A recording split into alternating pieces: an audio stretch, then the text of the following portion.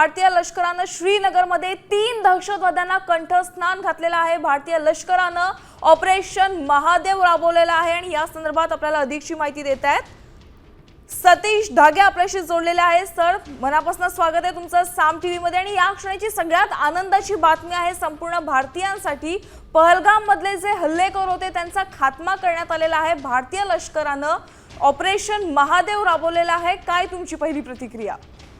नक्कीच अत्यंत महत्त्वाचं अशा प्रकारचं हे ऑपरेशन महादेव आणि त्यामध्ये या 3 दहशतवाद्यांचा खात्मा केला जाणं आणि त्यातल्या 2 दहशतवाद्यांचा सरळ पहलगाम दहशतवादी हल्ल्याशी संबंध असणं हे अत्यंत महत्त्वाचं आहे। मुळातच 22 एप्रिलला हा जो हल्ला झाला होता, या हल्ल्यानंतर आपण मे महिन्यामध्ये ऑपरेशन सिंदूरच्या माध्यमातून पाकिस्तानमध्ये घुसून त्या ठिकाणी कारवाई केली, परंतु या जुलै महिन्यापर्यंत येईपर्यंत आता सुद्धा 22 एप्रिलच्या हल्ल्यामध्ये समाविष्ट असणारे जे दहशतवादी होते ते मोकाट होते, त्यांचा आतापर्यंत खात्मा करण्यात आला नव्हता किंवा त्यांना पकडण्यात आलं नव्हतं। मग आता या ऑपरेशन महादेवच्या माध्यमातून, मुळात याला ऑपरेशन महादेव नाव का देण्यात आलं?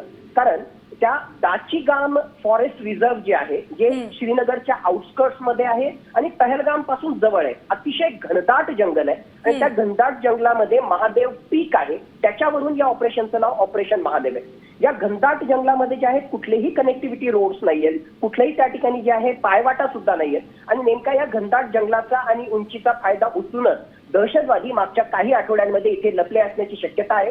परंतु तिथे असणारे बकरवाल असो किंवा गुज्जर असो, त्यांच्याकडून जे ह्युमन इंटेलिजन्स इनपुट आपल्या इंडियन आर्म फोर्सेसला मिळालं, त्याचबरोबर या दहशतवाद्यांकडे असणारे जे कम्युनिकेशन इक्विपमेंट आहेत त्यांच्या माध्यमातून मिळालेलं वेगवेगळ्या प्रकारचं टेक्निकल इंटेलिजन्स इनपुट, त्याचबरोबर ड्रोन सर्व्हिलन्स, या सगळ्या गोष्टींच्या एकत्रित इंटेलिजन्स इनपुटच्या आधारावर आपल्या स्पेशल फोर्सेसनं त्या ठिकाणी चढाई केली आणि या स्पेशल फोर्सेसच्या या चढाईमध्ये, या कारवाईमध्ये या दहशतवाद्यांचा खात्मा करण्यात आला। आणि अशी माहिती येते, अजून अधिकृतरित्या त्याची घोषणा झाली नाही, पण अशी माहिती येते की यांचा संबंध हा डायरेक्टली या पहलगाम दहशतवादी हल्ल्याशी आहे। नक्कीच महत्वाची घटना असंच आपल्याला म्हणावं लागेल, कारण आजच लोकसभेमध्ये या ऑपरेशन सिंदूरशी संबंधित चर्चा सुरू झालेली आहे आणि त्याच दिवशी अशा प्रकारची ही बातमी येणं नक्कीच आता राजकीय चर्चांना उधाण त्या ठिकाणी येईल, पण त्याचा एंड रिझल्ट हा लक्षात आपल्याला घ्यावा लागेल। राजकीय चर्चा तर होतच राहतील।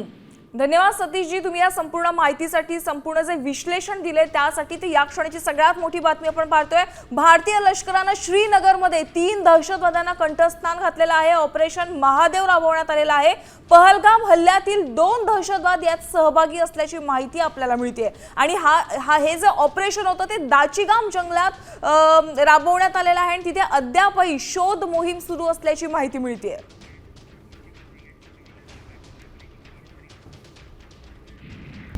आता isakal.com आहे देशातील नंबर 1 ची मराठी न्यूज वेबसाईट। प्रत्येक अपडेटसाठी isakal.com ला नक्की भेट द्या।